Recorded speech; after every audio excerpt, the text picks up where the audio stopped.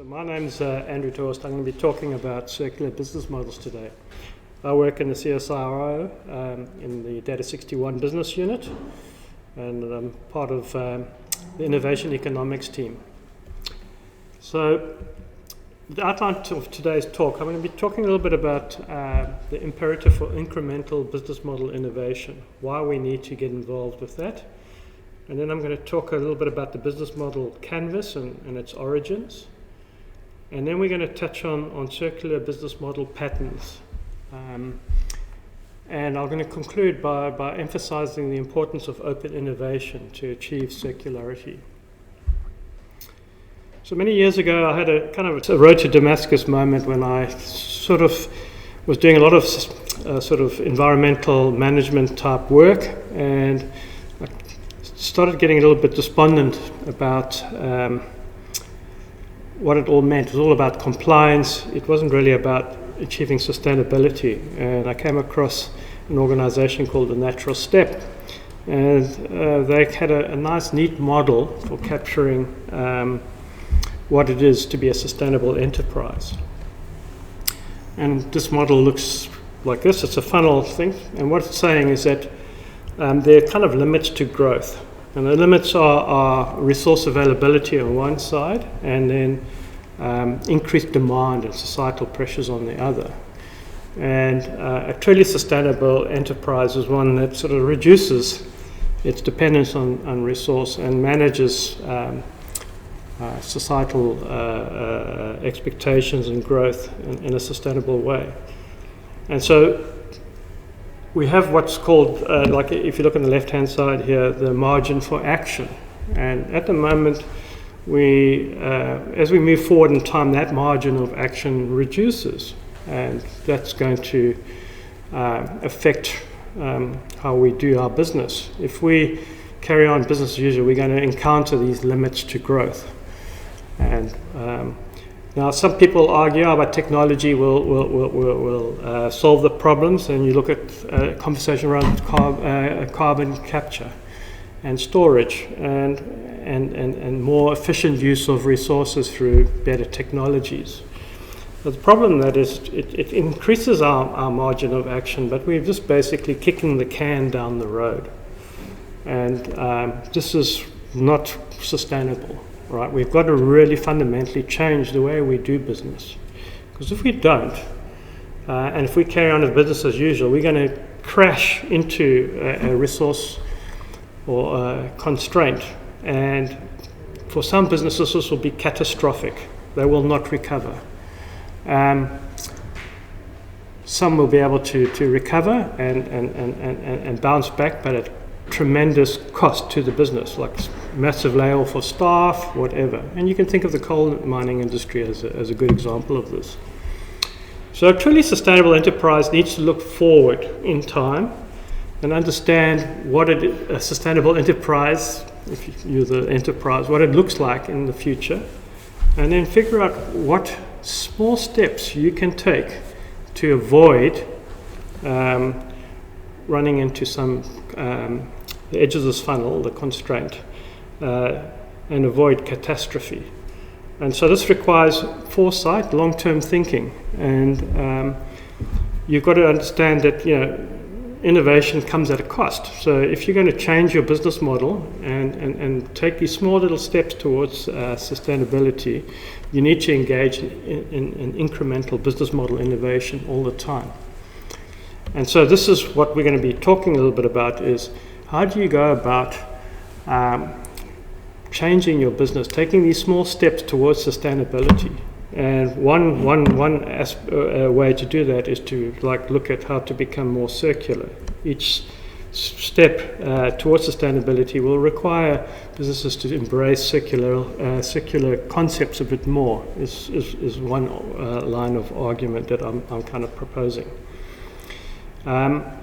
And so what I urge people to do is to actually think about what is a sustainable enterprise in the future, 5, 10, 15, 20 years look like.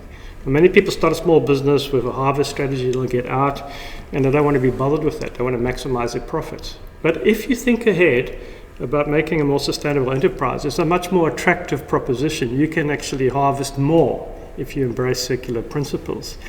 But if you just want to make a quick buck, chances are you're not going to reap as great a reward if you don't start thinking a little bit more long term. So moving on to business models.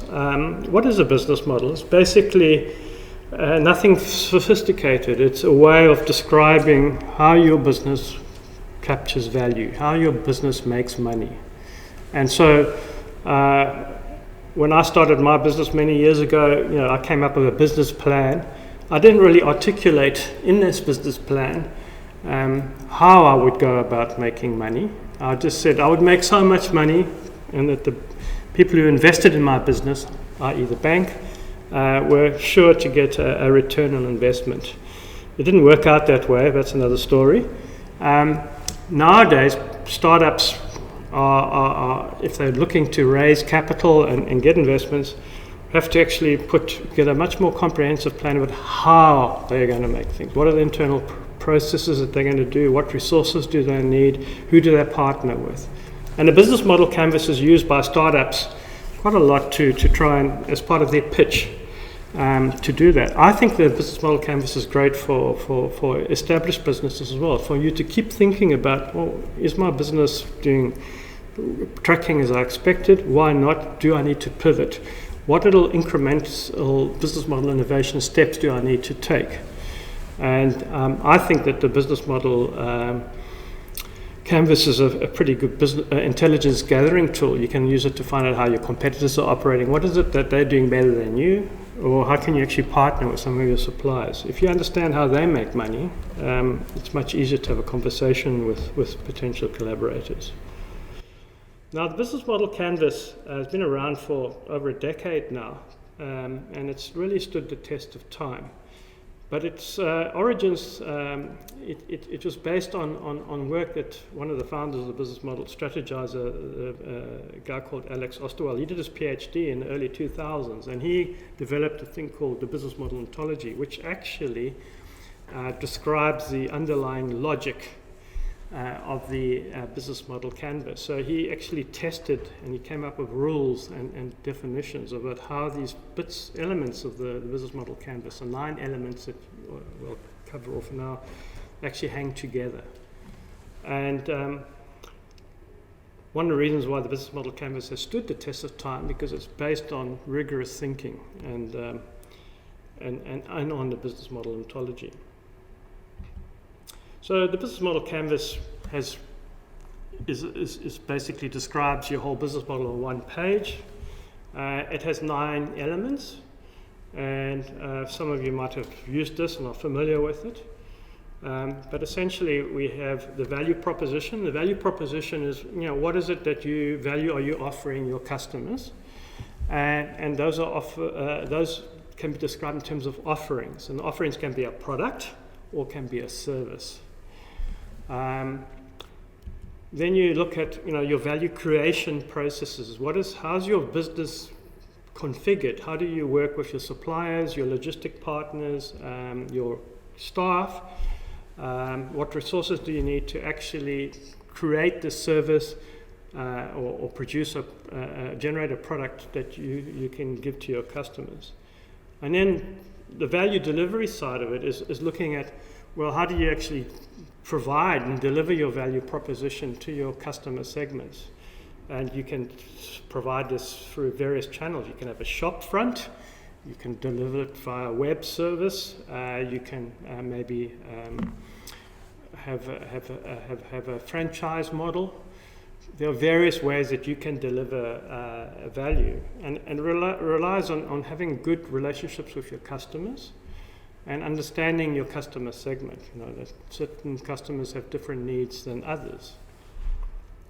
And then obviously where your business makes money is if you can do this in a profitable way, that your revenues outweigh your costs. So what Alex Osterwalder did in his business model ontology was actually see how these things tie together quite effectively. And a lot of people just fill it in with post-its when they populate the business model canvas, but there's a lot more that goes underneath the thinking behind that.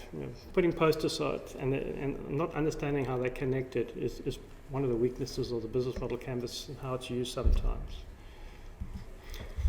So another way of looking at the business model canvas is this little cartoon description. And so this is just reframing what you just saw previously. We've got on our left-hand side, top left-hand side, the value creation component, and we're talking about key partners. Who do you partner with? The key activities. What is it that you do that is unique to your business?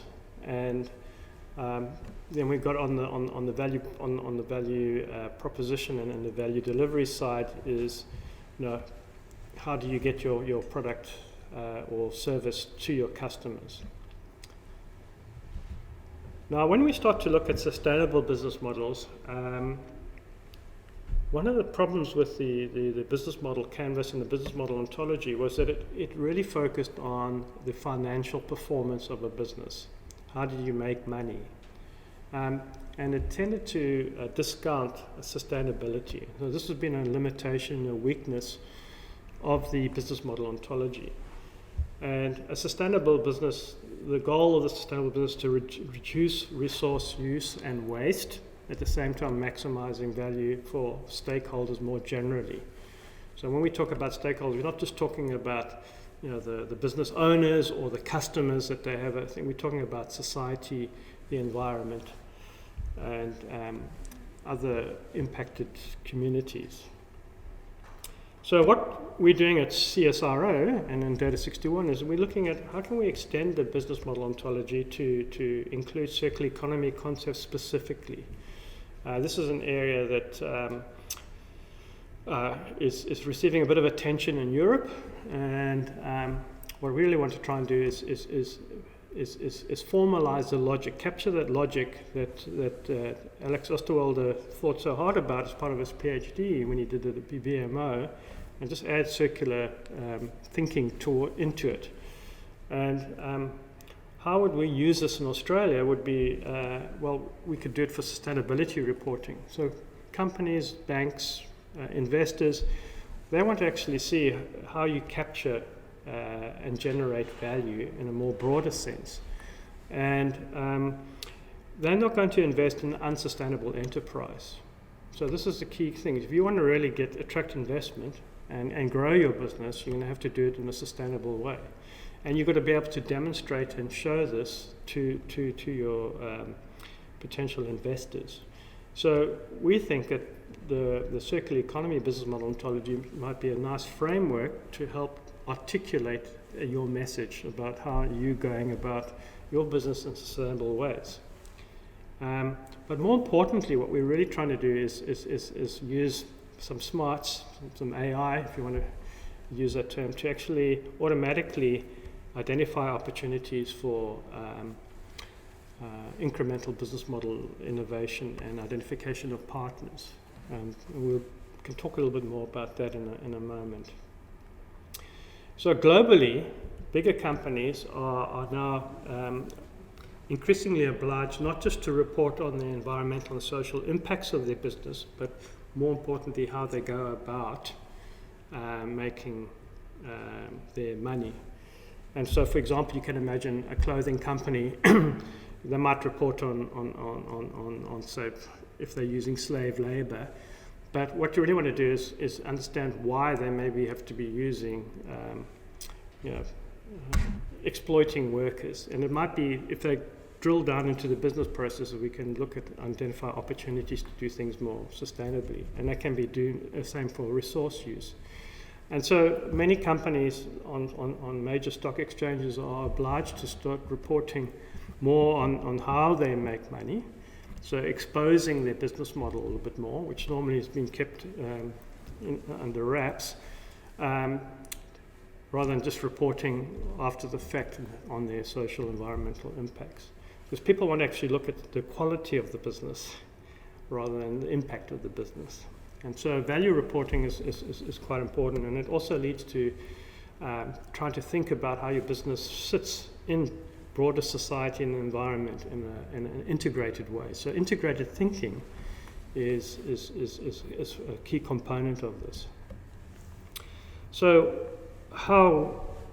one way that I kind of looking at this is, well, when we talk about incremental business model innovation, where do we innovate? And Deloitte came up with this model called Doblin's 10 types of innovation.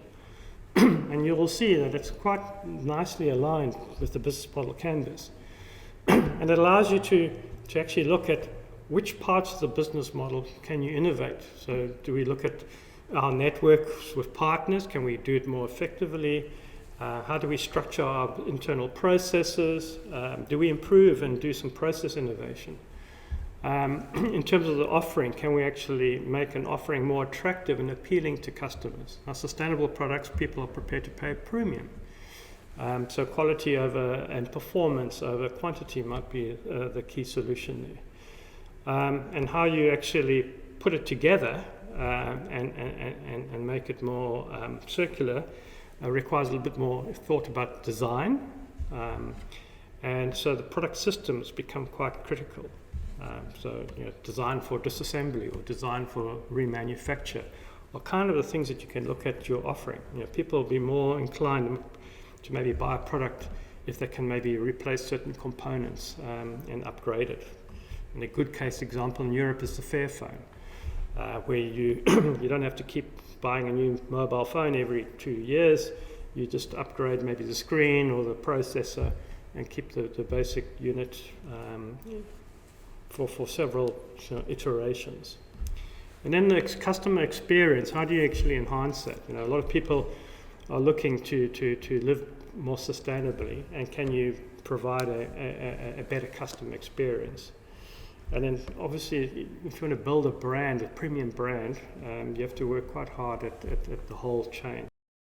So this is actually quite a useful way of actually identifying which parts of the business where you should be innovating. Do you innovate in specific areas over time, or do you do like a whole integrated approach and then you lift the whole business up slowly? These are options that are available to you to think about. So let's explore these a little bit more better. So we've got now the circular economy. What is a circular economy? It's around basically managing the life cycle of products and services in a more sustainable way. You actually want to extend the life of your products and services, keep them going for as long as possible. And in order to do this, you're going to have to work across the whole supply chain. So if you have a product that's easily repairable, that's cool. You can keep it going. But ultimately, what do you do when it gets to the end of its life? Do you just chuck it in the bin, or do you actually send it back for recycling, or do you give it to your kids to use for a little while? Now, there are various options. And what you really want to try and do is keep products and material flows to a minimum and extend the life of the product so it doesn't end up in landfill. So there are basically 6 circular economy business model design patterns. And so here we've got repair and maintenance, which is a short loop. We've got reuse and redistribution, the op shop kind of can think. The refurbishment and remanufacturing, so you take your product in for and trade it in maybe for a new product, but that product gets refurbished and sold on as a like new product. Or you can recycle it and recover as much material from it. Cascading and repurposing is where you basically take the product and maybe find an alternative use for it. It might be that, for example, in farm waste, you might actually, for example, banana leaves can be used as some to make actually textiles, right? And bananas that are past the sell-by date can be repurposed to make flour, things like that. So there's various ways of doing it. So we're going to explore next is some kind of design patterns in more detail. So this is some interesting work that's come out of Europe a couple of years back, and I just think that this is actually a good basis to have a conversation around where can you make some changes to the way you do your business to make it more circular. And so on the left, we've got the business model dimensions. Remember, we looked at value capture, value creation, value delivery, and the value proposition.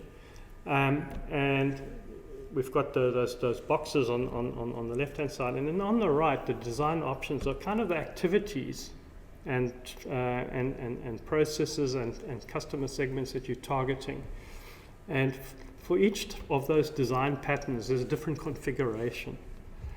So, for example, in repair and maintenance, you have, like, for example, a service. You can actually provide a service, a maintenance and control facility where you actually advise your customer that, right, your product, your washing machine is due for a service. It needs to have this replaced, and you can extend the life through planned maintenance. So you need systems for that. And you'll be targeting maybe cost-conscious customers who can't afford to replace their products. And motor vehicles are a good example of this. You say, all right, I want to keep this, and I want to have it for 10 years. I need to have it properly serviced. The service agent phones you and says your car is due for a service. And like Mitsubishi, for example, has a 10-year kind of program around that. And you might also attack B2B customers, companies that maintain fleets. They'll be quite interested in that.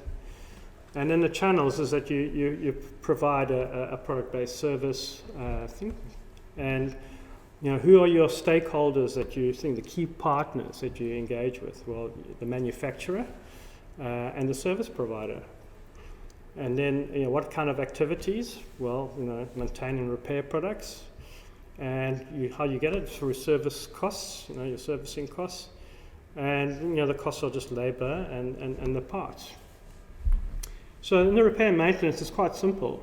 When you start to look at reuse and redistribution, this gets a little bit more complicated, and you have more stakeholders. So as you go through these patterns, what you'll pick up is the complexity also starts to grow, and the more connections that you have with different entities, the more difficult it is to manage your business. That's, we would be quite frank about that.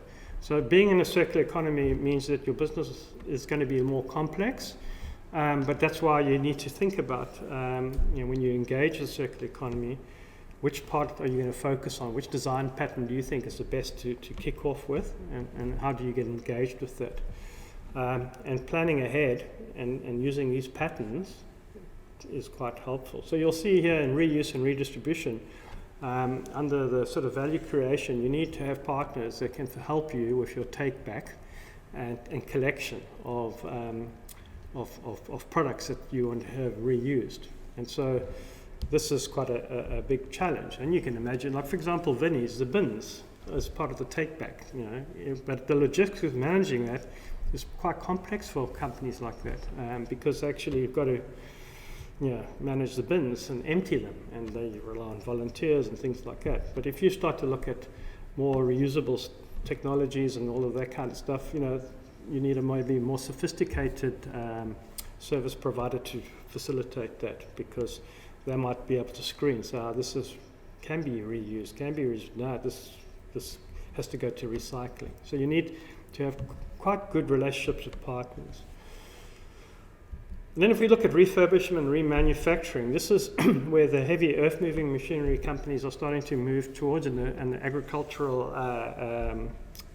equipment. So, farmers sometimes want to have the latest and greatest tractor with all the harvesting technology, but a new entry into farming can't afford the Rolls-Royce type approach. They might buy a refurbished piece of kit. So Caterpillar, for example, and John Deere are now designing their equipment and machinery so that it can actually be disassembled and refurbished and resold as like new, but older generation product. And this is pretty good, because a lot of the components are last forever, an arm of a bulldozer, it doesn't wear out.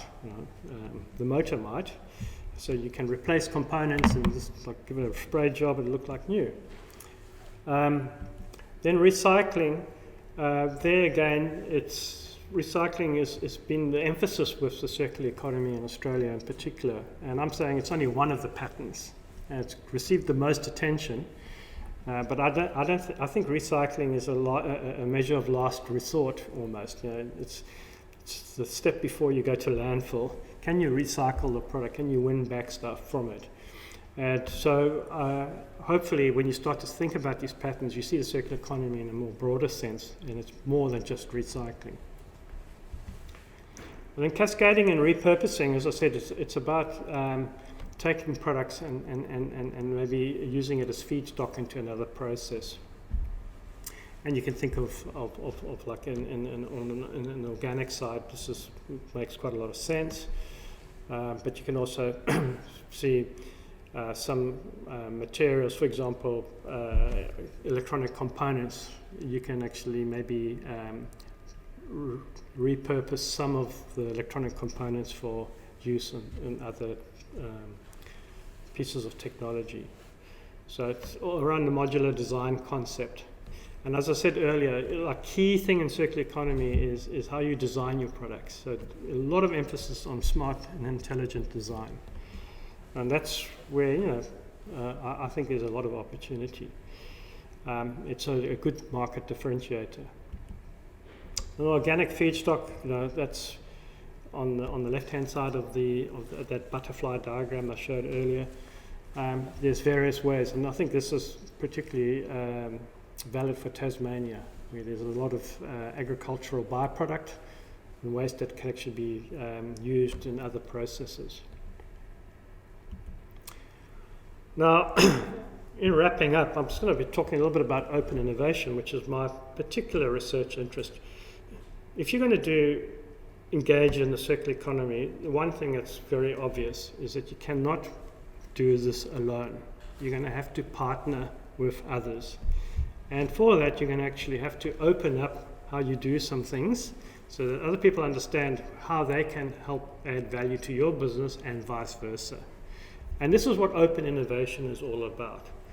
The only way you're going to actually engage the circular economy is if you do business model, incremental business model innovation in partnership with other businesses. And there's three types of open innovation: inbound open innovation, where you bring in knowledge from outside; outbound, where you sort of sell your knowledge out to other parties and gain some value from that. And there's coupled open innovation, where you share in the innovation activities and develop new markets in particular. And this is what the circular economy is all about: expanding and developing new markets. And that is a real value proposition for the circular economy. It actually opens up a whole new world of ways of making money in a sustainable way, rather than the linear, sort of boring old way. So, if you start to look at the open innovation, the funnel concept metaphor seems to be quite popular in open innovation. Is that the firm boundaries are porous, right? You aren't an island in the circular economy. You have to exchange knowledge and exchange data and exchange ideas and align your processes with your logistics supply thing. Make them a stakeholder, make them part of your business. And so it's a much more integrated ecosystem that you're trying to create. So you're not creating a business, you're creating an ecosystem. Now, what does this mean in terms of attracting investment? It's probably de-risks your business to a large extent, so that's quite cool. But it does make it more complex, and it makes it maybe a bit more difficult to sell your business as an entity. But you've got to get out of that mindset, right? You're creating something that can potentially generate much more value. So what we in CSIRO are doing is we've taken these 6 patterns and all these combinations, and we're actually encoding this in our circular economy business model ontology to actually try and understand those relationships between those colored boxes a little bit better for each pattern. What we want to try and do is make sure that the logic holds together. So we want to add an element of rigor and robustness to the thinking that's coming out of Europe, and see how we can actually use it as to guide how you go about business model innovation. And so that's our main goal. So we're using this tool called Protégé to encode the rules and the logic. And you'll see a screenshot here. It's a piece of technology for capturing the concepts and how they relate to each other, and the rules and the constraints. And that means that we can actually test the logic and not be airy-fairy and arm-wavy about how a business model works. And so our next steps are we want to test this in different scenarios. So try out this in different businesses. Does it help? Does it work? And then we want to constrain the logic a little bit so that we're much more clearer about the rules using knowledge representation language called Shackle. And then obviously we want to write this up as a research paper so that other people can benefit from our activities. And with that, that's the end of my presentation. Thank you.